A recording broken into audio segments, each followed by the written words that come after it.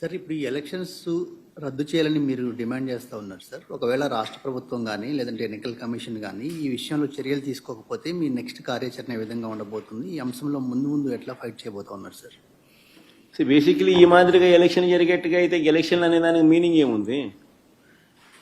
ఎందుకు ఎలక్షన్ జరపడం? ఎందుకు ఆ ఎంపీటీసీలకు, ఆ ఎంపీపీలకు, ఆ జెడ్పీ చైర్మన్లకు ఎన్ని ఎలక్షన్లు ఎడ జరుపుతున్నారు? కౌన్సిల్ చైర్మన్లకు మీ ఇష్టం వచ్చినట్టుగా మీరంతకు మీరే దౌర్జన్యంగా ప్రలోభాలు పెడుతున్నారు, కొనేస్తున్నారు. ఎలక్షన్లకు మీకు సంఖ్యాబలం లేకపోయినా కానీ మీరు మీ అధికార దుర్వినియోగం చేస్తూ మీరు లాగేసుకుంటున్నారు. అక్కడి నుంచే మొదలుపెట్టిన సాంప్రదాయం చివరికి ఓటర్ల దాకా కూడా తీసుకొని పోతా ఉన్నారు. ఇప్పుడు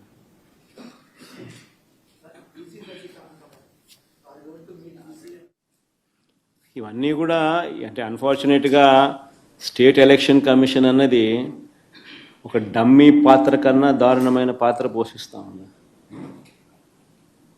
ప్రజాస్వామ్యాన్ని కాపాడవలసిన బాధ్యత గల స్థానంలో ఉన్న వ్యక్తులు నిజంగా ఇంత దిగజారిపోయిన పరిస్థితుల మధ్య ఈ వ్యవస్థ నడుస్తూ ఉంది. Very unfortunate. ఖచ్చితంగా న్యాయ పోరాటంలో భాగంగా కోర్టులకి ఇవన్నీ చూపిస్తాం, కోర్టులకి ఇవన్నీ వేస్తాం. అందుకని వాళ్ళిద్దరు కూడా ఈరోజు వచ్చింది కూడా కోర్టులో వేయడానికే వచ్చినారు. ఇద్దరు జెడ్పీ టీసీ అభ్యర్థులు కూడా కోర్టులో వేయడానికే ఇక్కడికి వచ్చినారు. ఈ డీటెయిల్స్ అన్నీ తీసుకొని పోయి వీళ్ళు కోర్టులో వేస్తారు. న్యాయస్థానం ముందర ఇవన్నీ కూడా ఉంచడం జరుగుతుంది. డిమాండ్ వుడ్ బి కేంద్ర బలగాల చేత, కేంద్ర బలగాల ఆధ్వర్యంలో ప్రజాస్వామ్యబద్ధంగా ఎన్నికలు జరిగించాలి అన్నది డిమాండ్ ఉంటుంది. ఆ డిమాండ్తోనే కోర్టుకు కూడా ఆశ్రయించడం కూడా జరుగుతుంది.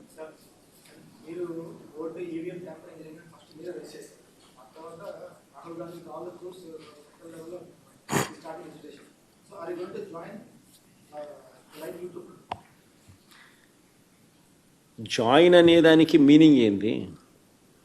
What is the meaning and definition of joining? State election commission ముందర మాకున్న అభ్యంతరాలను, జరిగిన అన్యాయాలను సవివరంగా వివరించినాం.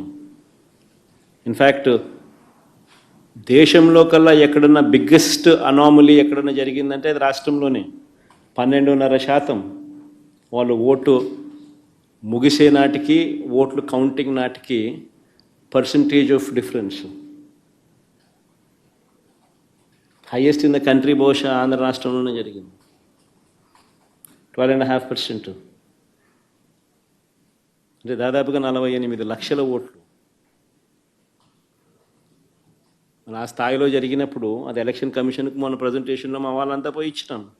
ఎలక్షన్ కమిషన్కు చెప్పినాం. వాళ్ళు ఇప్పుడు ఇంటెన్సివ్ సర్ అనే అది ఉంది కదా, స్టేట్ ఇంటెన్సివ్ ఏం సార్ అంటే ఇంటెన్సివ్ రివిజన్ ఏదైతే ఎక్సర్సైజ్ ఉందో అది ఆంధ్ర రాష్ట్రంలో కూడా మేము చేస్తాము అని చెప్పి కూడా సానుకూలంగా చెప్పినారు. కానీ at the end of the day అన్ఫార్చునేట్గా ఏం చేయగలుగుతాం? ఏదైనా కానీ ఈ రాహుల్ గాంధీ అనే వ్యక్తి ఏదైతే చెప్తా ఉన్నారో, ఎందుకు ఈ రాహుల్ గాంధీ అనే వ్యక్తి ఆంధ్ర గురించి ఎందుకు మాట్లాడడం లేదు చెప్పు? చంద్రబాబు నాయుడుతో హాట్ లైన్లో టచ్లో ఉన్నాడు కాబట్టి మాట్లాడడం. ఎందుకు Andhra in-charge national spokesperson మనిషోడు అమానిక్యం ఠాకూరా అడేపొద్దన్న చంద్రబాబు నాయుడు గురించి మాట్లాడినాడా? ఏపొద్దన్న ప్రజాస్వామ్యాన్నిలో ఇంత కూనీ చేస్తా అంటే ఏమైనా క్వశ్చన్ చేసినాడా? చంద్రబాబు నాయుడు ఇన్ని స్కాములు చేస్తున్నాడు, కంటి ముందర కనపడుతుంది. యా వీధికి పోయినా బెల్ట్ షాప్ కనపడుతుంది, యా పక్కకు తిరిగినా పర్మిట్ రూమ్ కనిపిస్తుంది. ఎంఆర్పి రేట్ల కన్నా ఎక్కువ రేటుకి అమ్ముతున్నారు. ఆ రోజైనా మాట్లాడినాడా? మన గురించి, నా గురించి మాట్లాడతారు. ఎందుకు చంద్రబాబు నాయుడు గురించి ఎందుకు మాట్లాడు? కారణం hot line. Chandrababu, Revanth, Congress high command. అంతే కదా. ఎందుకంటే చంద్రబాబు నాయుడు గురించి ఎందుకు మాట్లాడు చెప్పు? ఆ రాహుల్ గాంధీ ఆంధ్ర గురించి ఎందుకు మాట్లాడు చెప్పు? ఆంధ్రాలో అంతకన్నా పెద్ద జరిగింది కదా, ఇక మాట్లాడుతున్నారు స్కాములు, ఎలక్షన్ ఓటింగ్ గీటింగు ఓటు చోరీ ఇంకోటి అంటున్నారు కదా. మన ఆంధ్రాలో జరిగింది కదా, మన ఎందుకు మాట్లాడు 12.5 12.5% మాట్లాడు. ఎందుకంటే హాట్ లైన్ చంద్రబాబు నాయుడు, రాహుల్ గాంధీ, రేవంత్ రెడ్డి. వీళ్ళు పార్టీలు, వీళ్ళకు ఎజెండా. మన అంతే.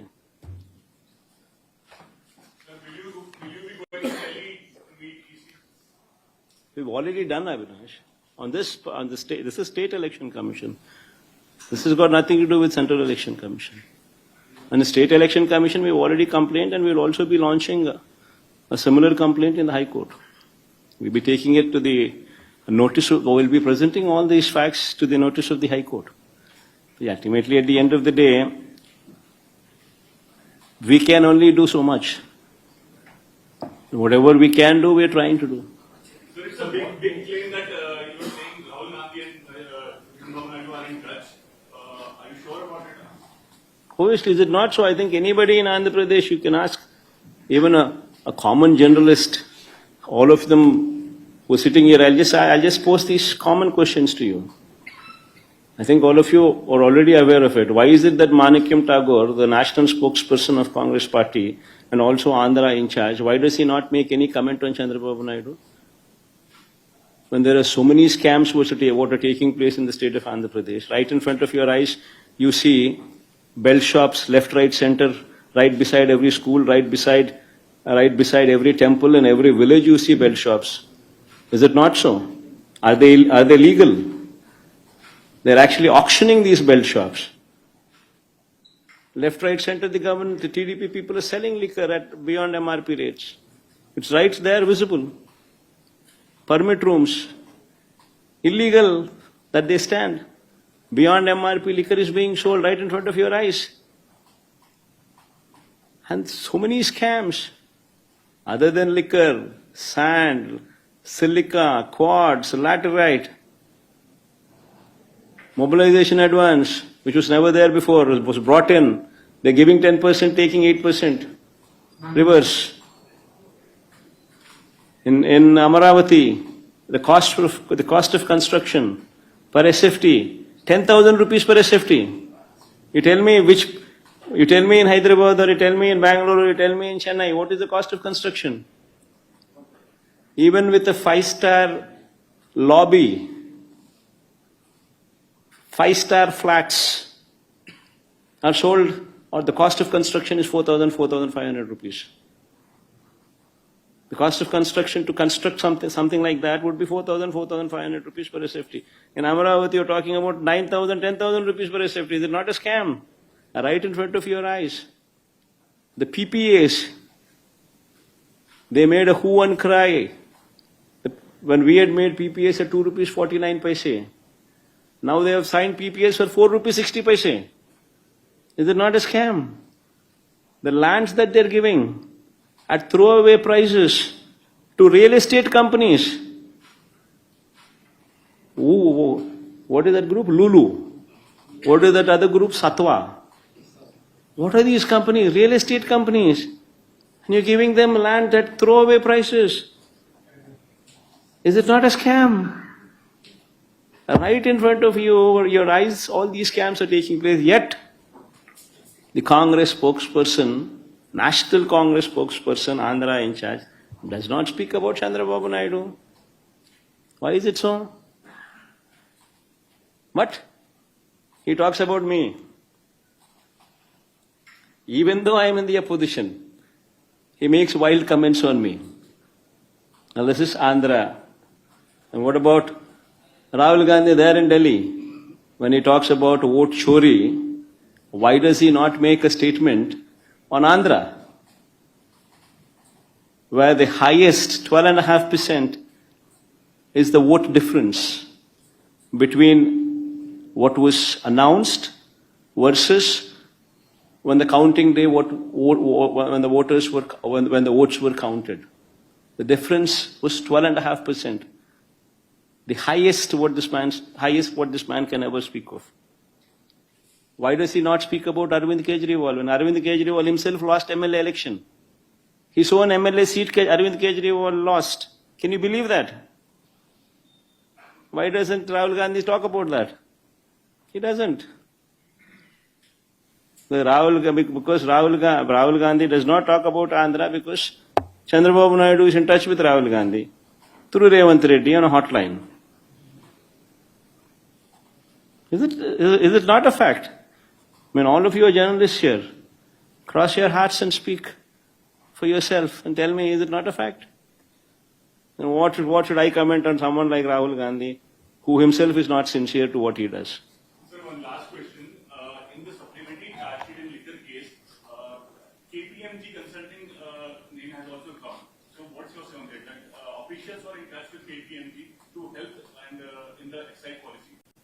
Who's KPMG? What has it got to do with state government? What is it got to do with state government? See, it's a corporation. What corporation engages, what corporation does with consultancy services is up to them. Whatever they would have recommended, they would have recommended. Whatever these people are supposed to do, these people are supposed to do. The government, every government department works in a silo. And every government department, in order to improve their efficiencies, engages consultancies on their own. Nobody takes permission from CMO or from Chief Minister's office. It doesn't work like that. You're heading a department, you are the secretary for that department, you are the HOD of that particular department, you want to bring in efficiencies into your particular department, you engage consultancy. And mind you, KPMG or these names that you talk about are not small brands. They're not small groups. They're renowned, recognized groups. Be it KPMG or be it any of these big auditing firms that you talk about, these big 5 firms or big firms that you talk about, they're not small firms. For any of them to just make wild statements the way they deem fit, it's not right also. Sir, as you were telling about the vote difference during the 2024 polls, there is a major anomaly that I observed was that votes were poured till 2 in the morning. Generally around 5, 6, the crew comes here, they give a slip. For us votes, it gets over. See, first of all, nobody is supposed to stand, no additional member is supposed to stand in the queue beyond the voting time. It doesn't work the way you're saying. The queue doesn't go beyond a particular time. Whomsoever are in the queue, they are permitted to cast their vote. You're not supposed to join the queue beyond the timing that has been mentioned. You can't. So there's no way that you can say that voting has been happening till 3 in the morning or 4 in the morning. It doesn't work like that. No. Whatever it doesn't happen like that, number one.